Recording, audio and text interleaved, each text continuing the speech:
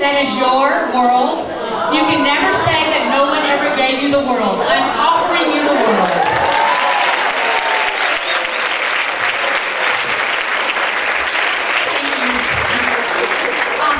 This is a little tweak. When I do that with my students with the globe like that, when they grab it, I ask, what body of water is your finger on? The Indian Ocean. Someone give me a fact about the Indian Ocean. What body of land? Find a body of land that starts with the letter K. So many ways to use that. I just wasn't going to do that to y'all because that was too much fun. Thank you so much for doing that. So, whoever said learning had to take place outside, inside? Sometimes getting outside is just what we need. I keep those chairs in my classroom all the time. Well, one year, when I was teaching 3rd grade, it was at the school with many languages. I was teaching about, we were learning about the Native American tribes that had lived in that area. We converted our entire classroom into an Indian village. And every day for 2 weeks, students would come in and they would go into the village and we would have class. We were getting close to the end of our 2 weeks and I was reading a book about camping out and campfires. And I said, well, you know what it's like to sit around a fire, right? Raise your hand if you know what it's like. Not one hand went up. And it dawned on me, again, this is that school in a community of refugees. They lived in apartments, and they weren't in very safe areas. They didn't have playgrounds. When were they going to get outside and camp? Play or not? They hadn't. So, now I got my students up. We walked to the woods next to the school, got wood and rocks for the fire ring, and we had this nice little courtyard in between all the classrooms. So it was surrounded by the school, but it was open space. We made the most beautiful, glorious campfire. I'll never forget sitting there, looking around the room, around the area, the ring, at their faces, glowing in the firelight, their eyes. They got the magic of sitting around a fire and just absorbing the moment. They got the magic. Away from the world. Then I heard the fire engines.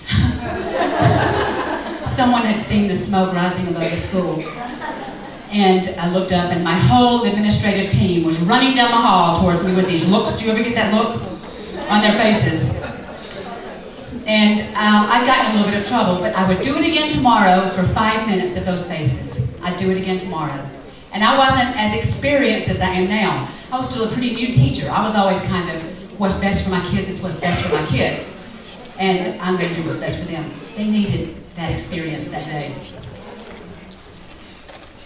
Play. These are 2 of my girls that I teach now, a junior and a senior. Now I told you I teach gifted and talented. They're taking the most rigorous curriculum at my high school. They came into my room on their off period one day, and they saw these black and white posters lying on my desk for a club that I sponsored. And they said, ooh, can we color? I said, sure. I was going to leave them black and white. So they got crayons out. They sat that entire hour and colored and came in the next day to finish on their off period. They just needed time away to play, to let down, to be a kid. Now, I do believe in play. I do believe in keeping students energized, and I believe in keeping them focused and entertained. I mean, being as entertained as much, but focused as much as possible. This was just a few months ago. My co-teacher and I had done this fabulous lesson, and it really was fabulous, on closed reading. We did it with a book that had no words. It was all pictures. And we had students predict, put things in order, and the conversations among the kids was amazing, just amazing. I was like feeling great about myself. You know, man, they are into this. Then, if you notice, I'll show you just a minute, there's an elbow. I don't know if you can see it, there's an elbow right there. That's Zach. This is my reminder to be aware of the Zach phenomenon. You don't always reach everybody. I thought that my students were all engaged. I'm with them. I turned around, and there's my Zach, lying on the couch with his eyes closed. I hadn't reached him. I did after that. I reached out and grabbed him. The Zach phenomenon is my reminder to me that you need to be aware of who you're not reaching as much as you're aware of who you are. I love this quote. If you can't make a mistake, you can't make anything. I mean, I'm standing here in front of you telling you all these successful stories. You heard Andy say she's done this. If I had to come and talk about the times I was not as successful, we'd be here a lot longer. I'd be in Turkey for a while. Because I've messed up many, many times. But I have learned to give myself permission to make mistakes. And I find over and over that the kids are the ones that forgive me first. They forgive me first. This is an example of that. I had this rowdy class of 7th grade boys, mostly. Some girls. But the girls, you never heard from them. The boys were crazy. So one day, I was so tired of getting interrupted. I couldn't get a lesson taught because they were always yelling at each other, throwing things at each other, getting up and, they were just bizarre people. A lot of them, they were crazy. So after school, I cut up index cards. I put on bright red lipstick, and I kissed every card. I laminated it, and I called them lips. Learning, interruption, passive. And I said, when you interrupt, you will get a pair of my lips. And 3 lips in one class period, you have lunch detention. That's a huge punishment for that group especially. Whoa, that was their time to really socialize. So it worked, lips. So that same year, I had a very bad back injury. And I wouldn't allow myself to take the medicine at school because I couldn't focus. I'm crazy enough with that, right? And so I was grumpy. I knew I was grumpy. And I would, a class would end and I would think, oh, I just knew that I had not been the teacher they deserved. So one day I got home and I thought, I did more griping, I don't know if that's a word here,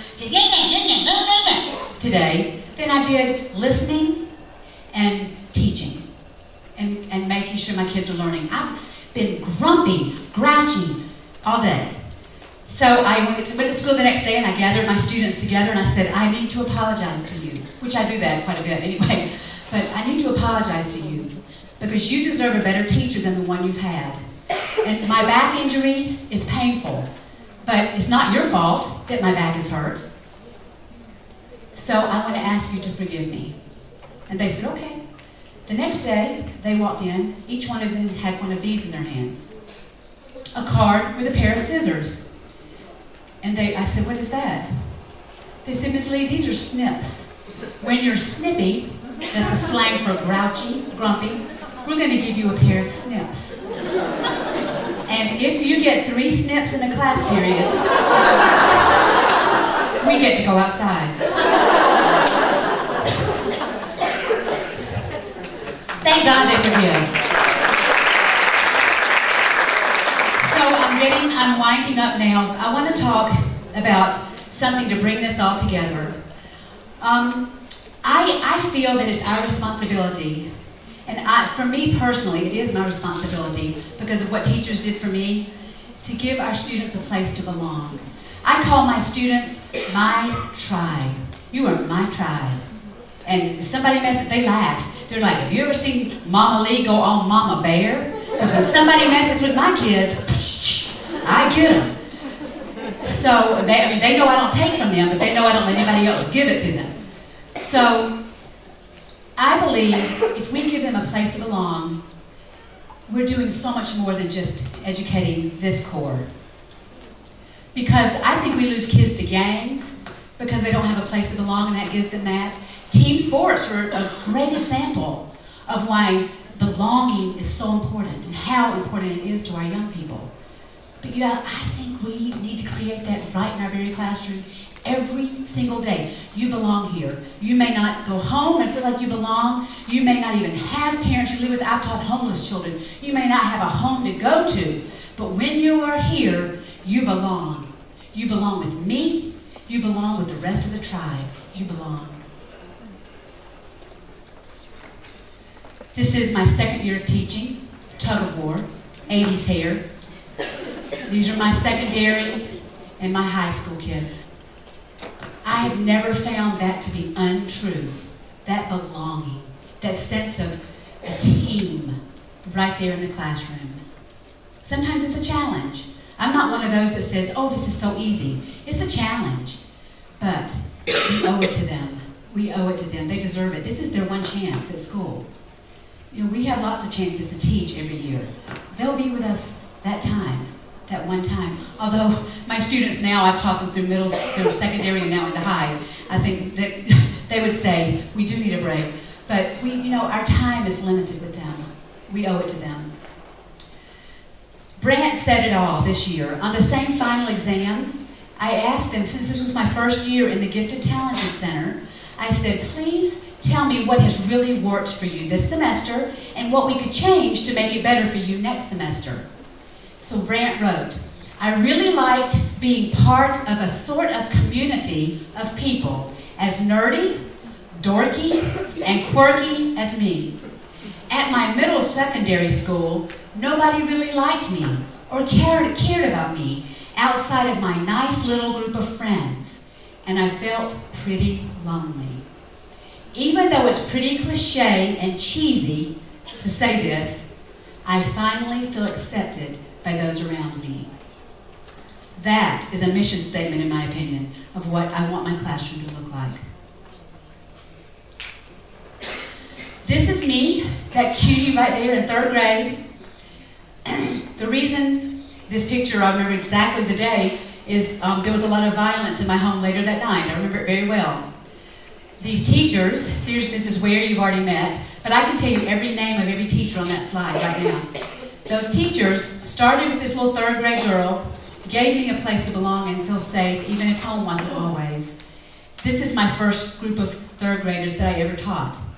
And I put this up here because from that span of years, this inner core was true here, it was true here, it's true here.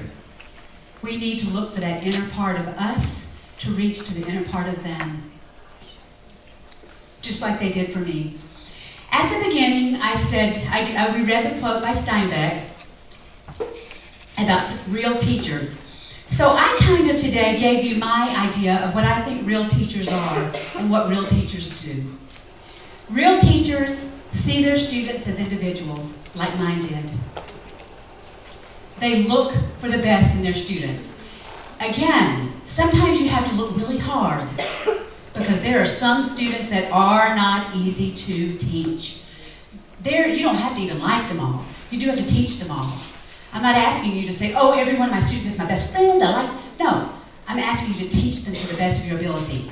I have not liked quite a few students I've taught. And they didn't like me very much, but I taught them.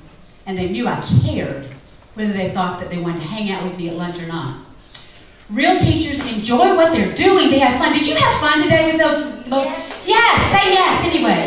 Yes, you did. You had fun. I had fun. And you know what? I have fun almost every day in my classroom. I really do. When my back's hurt, it's hard. But I have fun. Real teachers get to know their students. If I could tell you how many ballet programs I've attended, how many soccer games, I've even gone to roller derby. One of my teeny little middle school girls is a roller derby queen. Cherry Bomb is her name. I go watch her bomb the other players that you compete against on the field. I've been to many funerals. I went to a grandmother's funeral of a student just last year, and it was the first time his mom had allowed herself to cry. It was when I showed up for my student, his mom let down. You know, I just think that's so important that they know that we know that their lives matter. Because again, this core, if they think, Miss Lee knows me, they're receptive. They're receptive. They allow themselves to make mistakes. Allow yourself to make mistakes. No one will ever make more than I have. Trust me. And I will continue to, but I try hard not to. And they give their students a place to belong, just like those people did for me, just like the home they gave me within the classroom. Give their students a place to belong. Give your students a place to belong. It may be the only place they have. Maybe the only place they have. Steinbeck finishes up with, This is very, very beautiful. I have come to believe that a great teacher is a great artist, and that there are as few as there are any other great artists. In fact, teaching may be the greatest of the arts, because the medium is the human mind and spirit. Our studio is the mind. Our studio is an inner core. We are working in a studio. What a privilege. What a privilege. Do you realize what we've been called to do? We have been called to create masterpieces in the lives of human beings. What a privilege.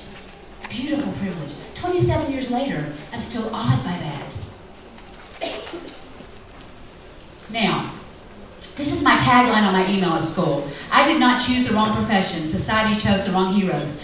We love sports heroes in America, and I have a feeling I'm onto something here. The other night in my hotel room, I thought that the world was coming to an end with all the auto horns blaring, people squealing, drumming on trash cans.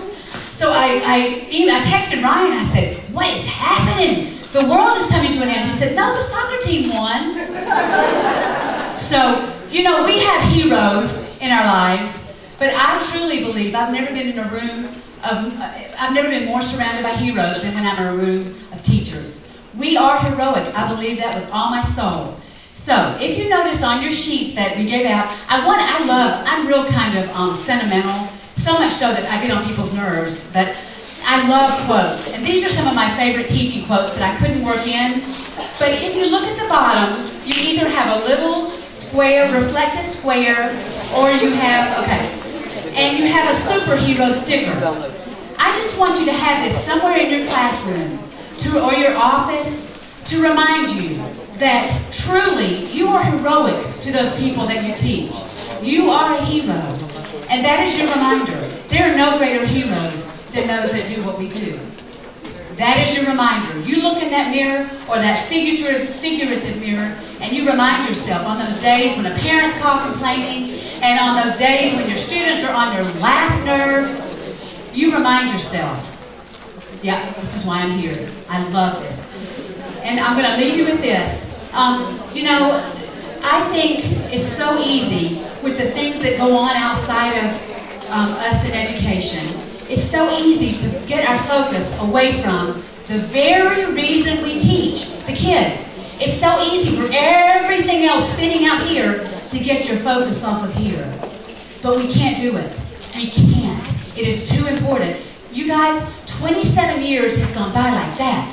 I would love to say I had 27 more. I don't want to ever quit. I don't ever want to quit doing this. But I may not have 27 more. And it's flown by. Yours, regardless of your experience in teaching, the years are going to go by. Soon you're going to be like, you mean he's out of high school? No, he's out of college. It's amazing. The time is precious. The time is precious that you have with your children. So, I want you to take away today the knowledge that you matter. I want you right now to think of your most challenging student. Okay, I'm going to give you a minute, a couple of seconds. Your most challenging student. Okay. Now, I want you to think about their inner core. And it's not easy sometimes. You know, your most challenging kids, all you want is to see that they're back as they're leaving out the door. But right now, I want you to think of their inner core. And I want you to think about reaching that. Because you know what? My teachers did. They looked past some of the behaviors and saw me. They saw me. And I guarantee you that every one of you has a me in your classroom right now. And you may never know the impact of your life on them. My teachers probably had no idea of what those relationships meant to me. In fact, I know they didn't. They've been blown away when I've gotten in touch with them for this presentation to say, I need a picture. They're so amazed. You don't know who me is in your class, perhaps, but there is a me. There is a me. Please don't forget it. And I want to tell you what a privilege it is to be your colleague. And I want you to get out there and do your thing. Are you ready to get started? Yes. Thank you.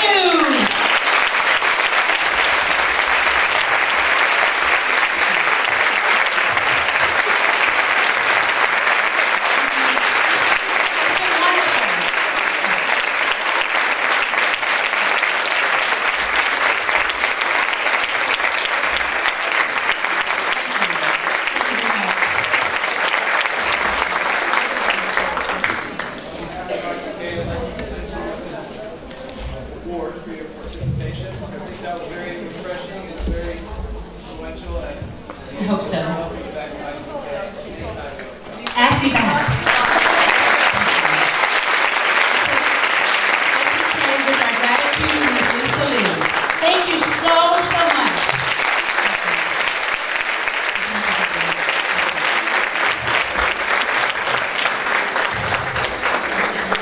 Everybody, if you'd like, we will take a short coffee break, about 25 minutes, 30 minutes, let's call it. And we'll see you back here shortly. Thank you.